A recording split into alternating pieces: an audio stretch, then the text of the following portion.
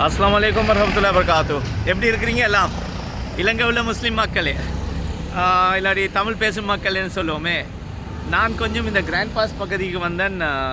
ஒரு முக்கியமான விஷயம், 2-3 விஷயத்துக்கு. அதோட ஒரு விஷயம் யா வந்துச்சு, எல்லாருக்குமே நல்லா தானே வாழ்கிறீங்க, அல்ஹம்துலில்லாஹ். எல்லாம் நல்லா வைக்கணும் எங்களே.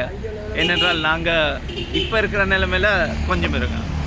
அதோட கொஞ்சம் முன்னுக்கு போயிட்டு ஆட்களுக்கு கஞ்சியாவது குடிக்க வருமா சரியான நிலைமைன்னு சொல்லி ஒரு பயம் உண்டு இருக்குது. எல்லாம் காப்பாற்றணும், அப்படி நடக்கக்கூடாது.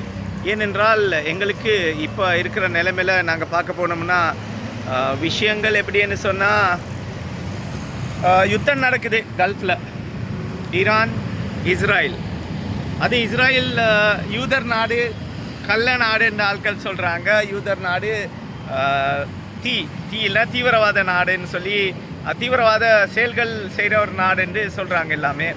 ஸோ அதோட அருகம்பே பக்கம் எங்களோட ஆட்களுடைய, அதாச்சும் இலங்கை மக்களுடைய விஷயங்களை, இடங்களை எடுத்துகிட்டு அவங்க டூரிஸ்ட் வீசாவில் வந்து பிஸ்னஸ் பண்ணுறாங்க. அது கேட்குறதுக்கு யாருக்குமே வக்கில்லை. அதோட அவங்களோட சபாட் ஹவுசஸ் இருக்குது. அந்த சபாட் ஹவுசஸ்களில் எஸ்டிஎஃப்பும் போலீஸ் செக்யூரிட்டி கொடுக்குறாங்க.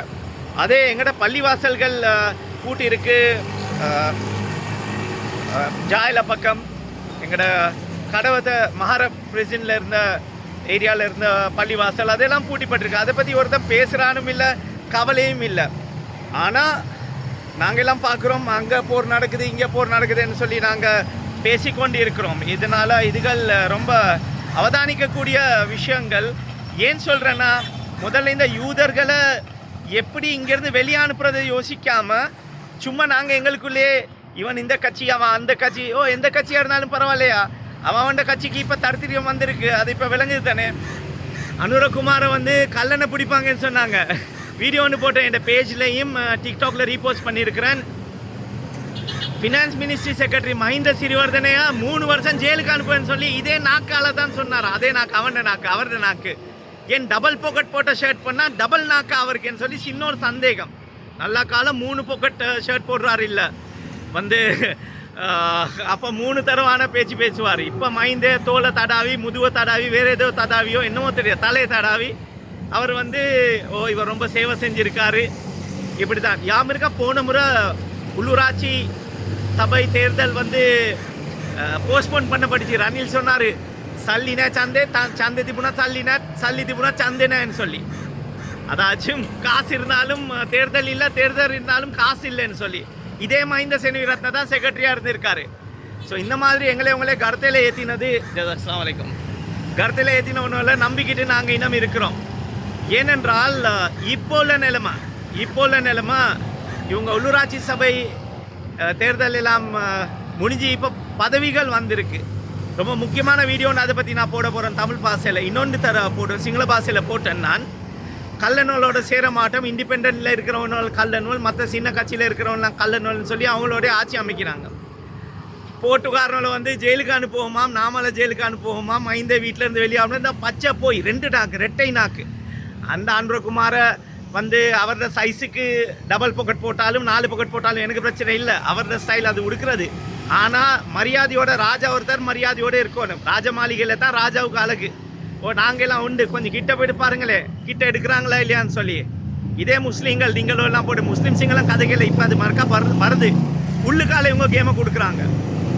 ஏன்னு சொன்னால் இப்போ ஒரு இண்டிகேஷன் கொடுக்குறேன்.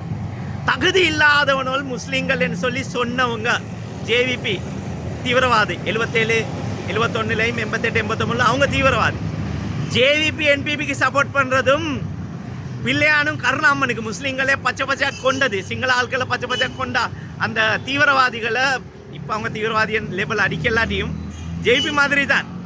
ஸோ அவங்களுக்கு சப்போர்ட் பண்ணுறது 2 ஒன்று தான்.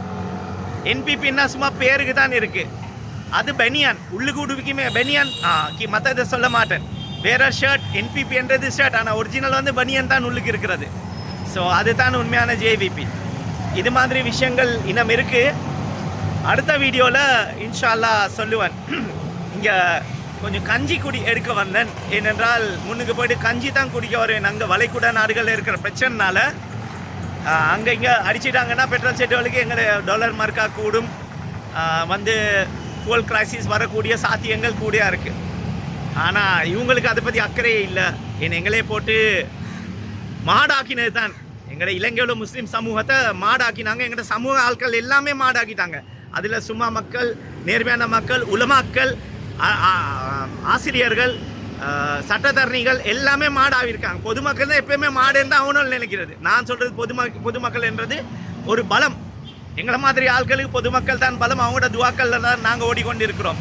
மீண்டும் சந்திக்கும் வரை இன்ஷா அல்லாஹ் நான் பேசுகிறேன். டபுள் பொக்கட்டால் ரெட்டை நாக்கு ரெட்டை சாக்கு நல்லா இருக்கே. இன்ஷா அல்லாஹ் சந்திப்பேன். நான் ஷிராஸ் யூனுஸ், உங்களின் ஒருவன்.